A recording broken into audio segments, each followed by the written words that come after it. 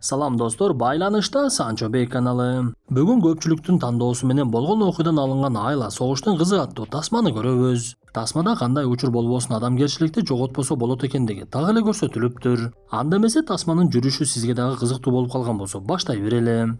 5. Аллах. 6. Аллах. 1953-жылдын жай айы бир мезгилде бир эле өлкө болуп жашаган Корея экиге бөлүнүп калган учуру. Корея өлкөсүнүн экиге бөлүнүүсүнө Америка менен Кеңештер уюму себеп болуп, түндүк тарабы коммунисттик тартипти колдоп Кеңештер уюму менен байланышып, түштүк тарабы капиталисттик тартип менен жашап Америка менен карым-катнашта болчу. Ошол эле 50-жылы Түштүк Кореянын элине Түндүк Кореянын жоокерлери 38-параллел деп аталып калган чек араны бузуп кирип кол салышып, Кеңештер уюмунун жардамы менен Түндүк Корея Түштүк Кореяны оңой эле бастырып кире башташат. Түндүк аскерлеринин бул кылыгы түштүк жашоочуларынын көпчүлүгүн жок кылышып, балдар жетим калса, аялдар жесир калышып, айылдарды талкалашып, кары жашындагы келин-кесекти дагы жок кыла беришет. Ошол эле учурда тасма Турцияга өтүп, биз Искендер шаарын көрө баштайбыз. Ал жерде буга чейин күжүрмөн даярдыктан өткөн достор шайтан арабаларына олтуруп алып аскердик бөлүкчөгө бара жатышкан эле. Алардын алдынан атайын сулуу кыздар чыгып, бири-бирине көздөрүн сүзүшүп, биз балдардын арасынан каарманыбыз Сулайман кыздардын бири Нуранды жакшы көргөндүгүн түшүнөбүз. Кантсе да алар аскердик бөлүкчөгө жетишип, каарманыбызды аскер башчысы чакырып, биздин өлкөдөгү Бириккен Улуттар уюмунун аскерлери менен биргеликте Түштүк Кореяга жардам бергени жөнөтүлүп жатат. Сен дагы алардын катарына кошулдуң, Түштүк Кореяга барышың керек десе Сулайман дароо эле макулдугун берет. Анткени ал кыйналган тарапка жардам берүүгө көптөн бери эле ниеттенип жүргөн болчу. Көрсө бул убакта Түндүк Кореянын аскерлери Түштүк Кореянын дээрлик 90% басып алып, Түштүк Кореянын жалгыз гана Пусан шаары душмандардын колуна өтө элек болчу. Кантсе да каарманыбыз достору менен коштошуп, аны менен бирге Али дагы кете турган болуп, Сулайман кетер алдын сүйгөн кызы Нуранга дагы жолугуп, аны менен коштошот. Көрсө каарманыбыздын атасы менен апасы бул убакта Мараш шаарында жашашчу экен. Сулайман ата-энесине дагы кат жазып Кореяга кетип бара жаткандыгын айтып, баласынын катын ата-энесине аларга кошуна жашаган кыз Нимет окуп берчү. Катты окуган Нимет өзү дагы аябай кабатыр ала баштайт. Анткени ал дагы ичинен Сулайманды кичинекей кезинен эле жакшы көрүп жүргөн эле. Не говорите об этом девушкам, но нам выдали оружие. Каармандарыбыздын кеме менен сапары бир айга улангандыктан ал бул убакта үйүнө тез-тезден кат жазып, ата-энесине дагы сүйгөнү Нуранга дагы кабарын жеткирип турду. Ошентип алар 1950-жылдын октябрь айында Пусан шаарына жетип барышып, жергиликтүүлөр дагы түрк жоокерлеринин келгенин кубаныч менен тосуп алышат. Бирок эң эле кызыгы америкалык жоокерлер биз эбак эле согушту аяктап калдык го. Душмандын мизин кайтарып аларды чек арадан чыгарайын деп калдык. Силерге көп деле иш калган жок деп айтып жаткан мезгилде кол салуу башталат. Все кончено. Түндүк Корея аскерлери чындыгында чегингендиги менен баш ийүүнү каалашпай дагы деле кол салып, бул жолу каармандарыбыз жетип келген аскердик бөлүкчөгө кол салынып, жардыруулар башталат. Мындай учурда аскер башчылар 9-аскер бөлүккө маалымат жеткириш керек эле. Бирок алардын байланыш сымдарынын бардыгы иштен чыгып, эми 9-аскердик бөлүкчөгө жетиш керек болуп, жарылуу уланып жаткандыгына карабай каармандарыбыз бир топ адамдар менен унаага олтуруп алып дароо жөнөшөт. Алар бара турган жол өтө узак болгондуктан тез эле караңгы кирип, каармандарыбыз бара жаткан жолдо буктурма жасашып, кайрадан эле аларга душмандар кол салышат. Покинуть машину! Анда Али өзүнүн көз катарлыгы менен айырмалангандыктан кол салгандарды оңой эле жок кылып, эми унаалары жок болгондуктан токойду аралап жөнөшөт. Каармандарыбыз бара жатып ал жерден душмандардын колунан өтө көп адамдын өлгөндүгүн көрүштү. Өлгөндөр жөн гана жай турмушта жашаган жаш балдар, аялдар жана улгайган адамдар эле. Каармандарыбыз аларды аралап бара жатышып, түшүнүксүз үндөрдү угуп, эмне болуп жаткандыгын түшүнүшпөй мылтыктарын такап, жанагы үндүн кайдан чыгып жаткандыгын дагы билишпеди.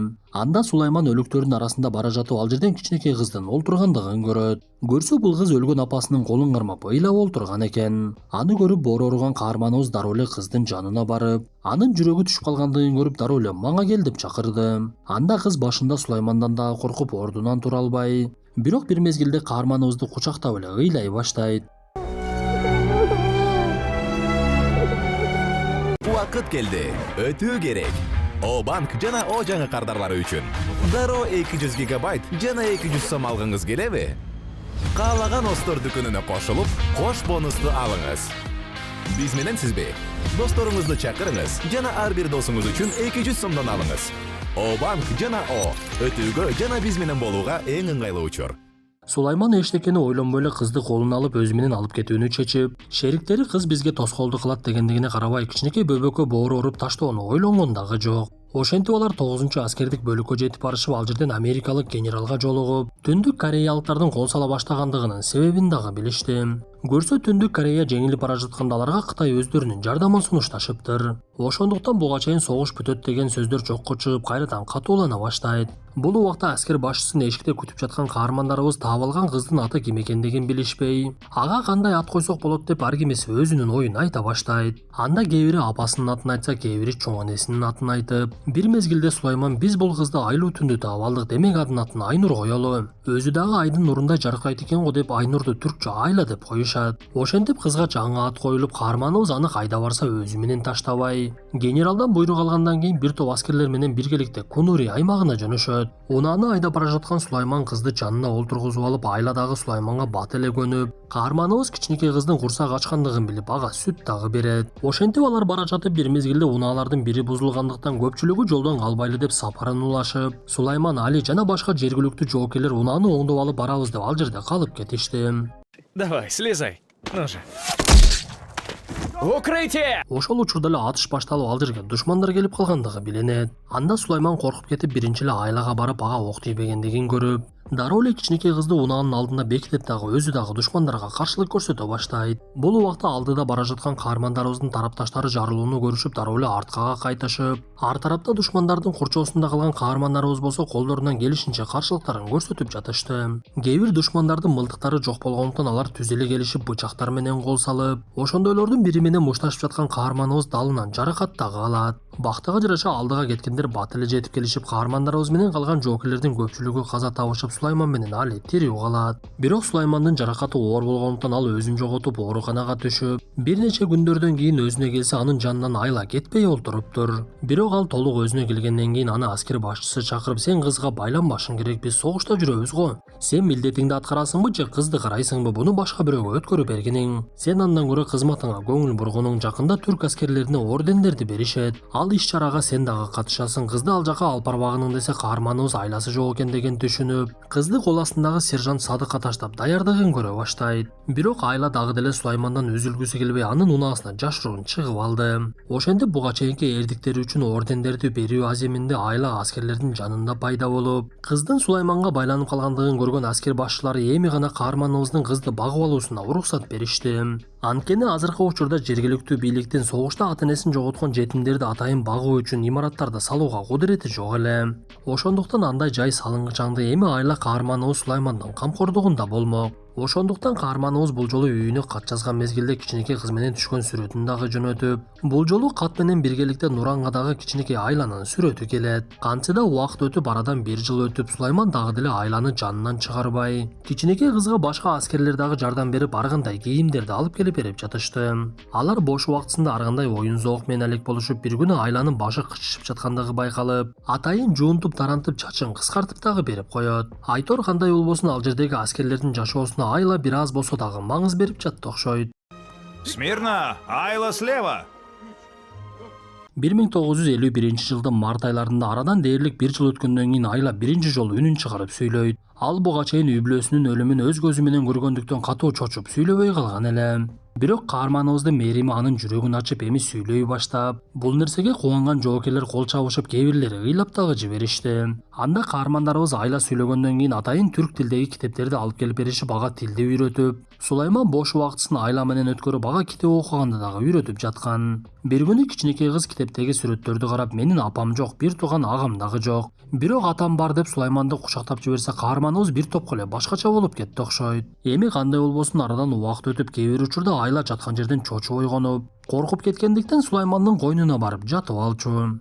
Сулайман болсо кызматтан бош убактысында кичинекей кызды ойнотуу үчүн кесиптештери менен биргеликте шаарга алып чыгып, ага көйнөктөрдү, балмуздак алып беришип, сейил бактарга дагы барышат эле. Ошондой күндөрдүн биринде алар ашканага кирип, түрк аскерлери ошондо биринчи жолу сушини көрүшөт. Алар бул тамакты кантип жегенди билбей жатышса, кичинекей кыз аларга үйрөтүп, мындан соң Сулайман Айланы жеңил бийге чакырып, эко жеңил бий бийлеп жыргашты окшойт. Ошондой бактылуулуу күндөрдүн биринде эле Сулайманга сержант Садык келип, Мен бул жерде Айланын туугандары бар экендигин билдим деген кабарын берет. Анткени алар Айланы аскер бөлүктөн көрүп таанып калышкан экен. Анда каарманыбыз мен алар менен сүйлөшүп келейин деп атайын калтырылган дарек менен түн окумда издеп жөнөйт.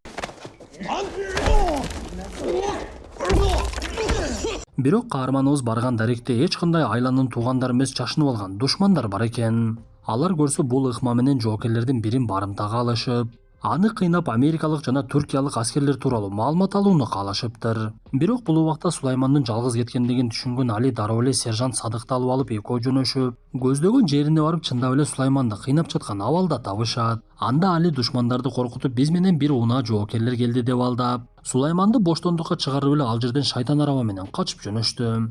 Ошентип каарманыбыз досу Алинин жардамы менен бир өлүмдөн калды окшойт. Бирок бул окуялардан көп өтпөй эле каармандарыбыздын башына чоң кайгы түшөт. Али мурдатан эле Мерлин Монрону аябай жакшы көрөт эле. Бирок ал аябай мыкты көзгө тар болгондуктан бат-баттан согуш талаасына жөнөтүшүп, бул жолу дагы Мерлин Монро жакында аскердик бөлүкчөгө келип концерт коет экендигине карабай, Али ошол күнү кайрадан буйрук менен согуш талаасына кетиш керек болот. Анда Али жини келип, мен өмүр бою Мерлин Монрону көргүм келет эле, эми мына мүмкүнчүлүк пайда болду. Бирок мени согуш талаасына жөнөтүп жатышат, бул эмне деген адилетсиздик? Ушул кантип болсун десе, Сулайман менен Месут аны сооротуп, сен эми буйрукту аткарбай кое албайсың, бирок биз сага убада беребиз. Мерлин Монронун кол тамгасын жада калса, помада койгон эриндери менен өпкөн кагазды алып беребиз. Бул бизден сага белек болсун десе, Али ошондо гана тынчтанып согуш талаасына кетти.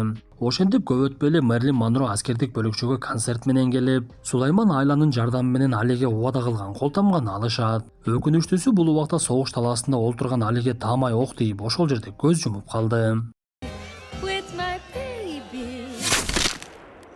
Алинин сөөгү башка каза болгон жоокерлер менен катар жерге берилип, досунан айрылган Сулайман кайгыга батып, айлагана анын кайгысын жеңилдетип жатты.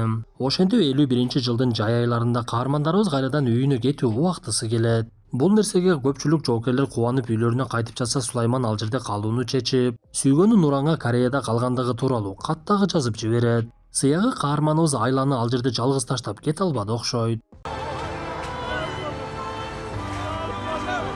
Бирок көп өтпөй эле каарманыбызды дагы Турцияга кетишиң керек деп муктаж кыла башташат. Анткени жакын арада түрк аскерлери ал жерден бардыгы кете турган болушуп, аскер башчысы каарманыбызга Айланы интернатка калтырсаң болот деп айтат. Көрсө түрк өлкөсү атайын согушта жетим калган балдарга ылайыктап балдар үйүн салып берген экен. Анда Сулайман башка аргасы жок экендигин түшүнүп, Айланы ээрчитип алып жанагы балдар үйүнө барып, аны башка балдарга кошуп көзүнүн жашын агызып ал жерден чыгып кетип калат. Бирок Айла каарманыбыздын артынан ата деп ыйлап ээрчип чыгып, мени калтырбаңыз деп суранып, Айланын ыйына чыдай албаган Сулайман, мен сени өзүм менен алып кетем деп кайрадан ээрчитип жөнөйт. Көрсө каарманыбыз кийимдерди салган кутусуна Айланы салып чек арадан чыгып кетүүнү чечиптир. Ал атайын кутуну тешип, Айла дем ала тургандай абалда кылып, көтөрүүгө оор болуп калгандыгына карабай байкатпай кемеге түшкөндөрдүн катарына турат. Каарманыбыз текшерүүдөн ийгиликтүү өтүп, бирок кемеге түшкөнгө жетишкен жок. Анткени балдар үйүнүн кызматкери Айланын жоголуп кеткендигин кабар берип, алар иштин баары Сулайманда экендигин түшүнүшүп, каарманыбызга жетип барып кутуну ачып ичинен кызды табышты.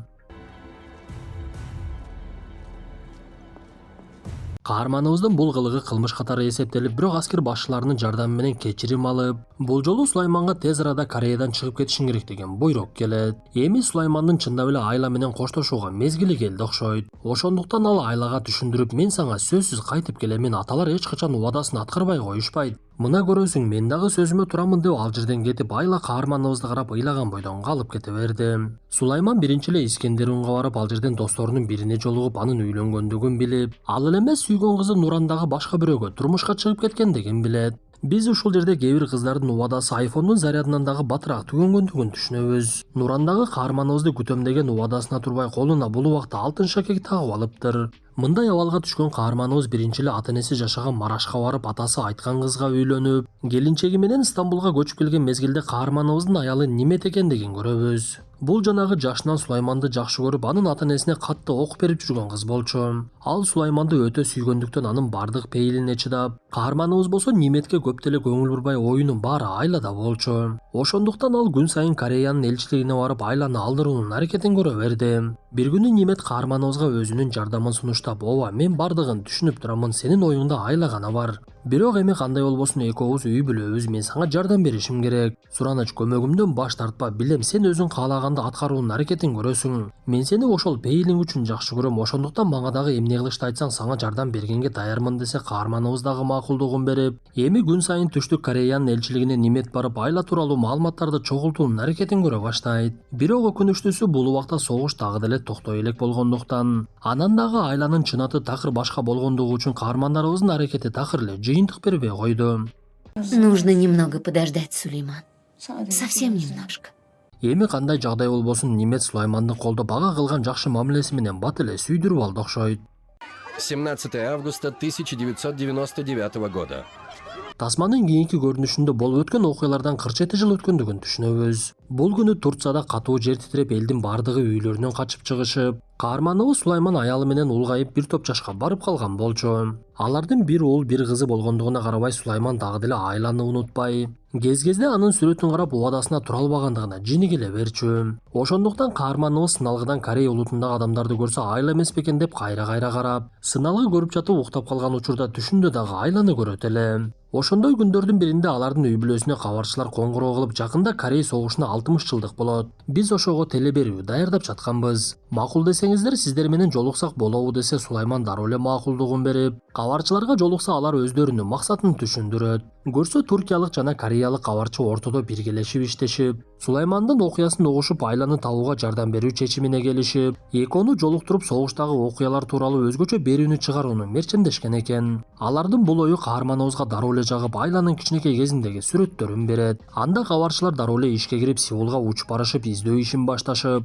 ошол учурдагы түрктөр салып берген мектептин бүтүрүүчүлөрүнүн бир тобун табышат. Алардын көпчүлүгү айланы тааныйт экендигин айтып, бирок анын азыр кайда экендигин эч кимиси билбей. Анан дагы айланын аты өзгөргөндүктөн кабарчыларга деле аны табуу оңойчулукка турган жок. Бирок кандай болбосун, бул адамдар өздөрүнүн ишине берилген Ыдырыс Исаховдой эле мыкты кабарчылар болчу. Ошондуктан бир күнү кореялык кабарчы кесиптешине эми чындап эле айланы тапкандыгын айтат.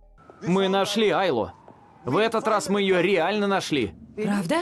Көрсө Турция салып берген мектептен бүтүргөн окуучулардын бири айланын сүрөтүн көрүп, аны дароо эле таанып, анын аты азыр Ким Мун Жа экендигин айтып бериптир. Кабарчылар айланын кореялык атын билгенден кийин анын кайда жашагандыгын бат эле табышып, Ким Мун Жанын үйүнө барып, айланын кичинекей кезиндеги сүрөттөрүн көрсөтө башташат. Сүрөттөрдү караган аял дароо эле көзүнө жаш алып, бул мезгил дагы деле менин көз алдымда. Мен атамды кантип унутмак элем деп айткан мезгилде биз бул аял чындап эле айла экендигин түшүнөбүз.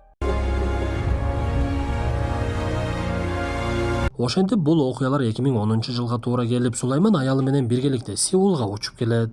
Анткени кабарчылар эки каарманыбызды 60 жылдан кийин жолуктурабыз деп атайын Сейилбакка келишип, арадан өтө көп жыл өтсө дагы олтургучта олтурган Сулайман айланы бир көрүп эле таанып калды. Папа!